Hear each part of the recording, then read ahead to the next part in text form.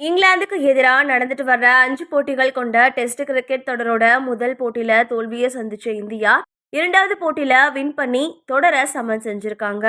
மேலும் 2வது போட்டியில இந்தியா வின் பண்றதுக்கு 9 விக்கெட்ஸ் எடுத்த முக்கிய பங்காற்றின ஜஸ்பிரித் பும்ரா ஆட்டநாயகன் விருதை வின் பண்ணி அசத்தினாரு.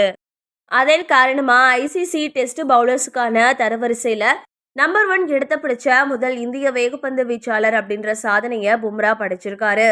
மேலும் டெஸ்ட் கிரிக்கெட், ஒருநாள் கிரிக்கெட் மற்றும் T20 கிரிக்கெட் போன்ற 3 விதமான ஐசிசி தரவரிசையிலையும் நம்பர் 1 பிடிச்ச முதல் பந்து வீச்சாளர் அப்படின்ற உலக சாதனையையும் பும்ரா படைச்சிருக்காரு. முன்னதா விசாகப்பட்டினத்துல நடந்த 2வது போட்டியில ஓலி போப்பின் கூட விளையாடும் போது 3 ஸ்டம்புகளையும் பும்ரா துல்லியமா யார்கர் பந்தால பறக்க விட்டது ரசிகர்களுக்கு கண்கொள்ளா காட்சியா அமைஞ்சது.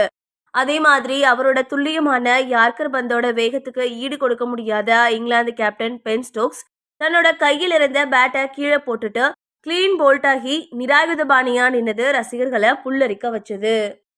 இந்த நிலைமையில பிட்ச் எப்படி இருந்தாலும் ட்ரெண்ட் போல்ட், மிச்செல் ஸ்டார்க் போன்ற பிளேயர்ஸை விட துல்லியமான யார்கர் பந்த வீசுறதுல வித்தியாசமான ஆக்ஷனோட ஜஸ்பிரித் பும்ரா அபார திறமை கொண்டிருக்கிறதா தென்னாப்பிரிக்க ஜாம்பவான் டேல் ஸ்டைல் பாராட்டியிருக்காரு.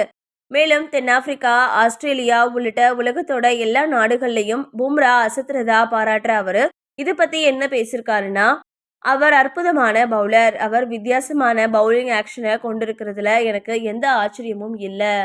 பந்து வீச்சுக்கு சாதகமா இல்லாத பிட்ச்கள்ல கூட விக்கெட்ஸை எடுக்கிற அவரு அற்புதமானவர்.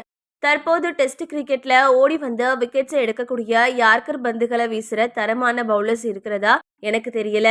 அந்த வழியில கைவிட்டு எண்ணக்கூடிய பவுலர்ஸ் மட்டுமே டெஸ்ட் கிரிக்கெட்ல விக்கெட்ஸை எடுப்பாங்க.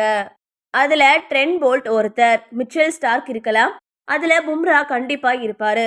ஒரு நல்ல யார்கர் பந்த இந்தியா அல்லது தென்னாப்பிரிக்கா இல்லைன்னா ஆஸ்திரேலியா போன்ற எங்க வேணுமானாலும் வீசலாம் அப்படின்னு நான் சொல்லி கேட்டிருக்கேன். ஏன்னா நல்ல யார்கர் பந்தை நீங்க வீசுறதுக்கு பிச்சை கணக்குல எடுத்துக்க மாட்டீங்க.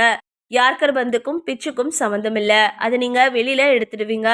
அந்த ஒரு விஷயத்த அவர் சிறப்பா செய்யறாரு அப்படின்னு நான் கருதுறேன்னு சொல்லியிருந்தாரு.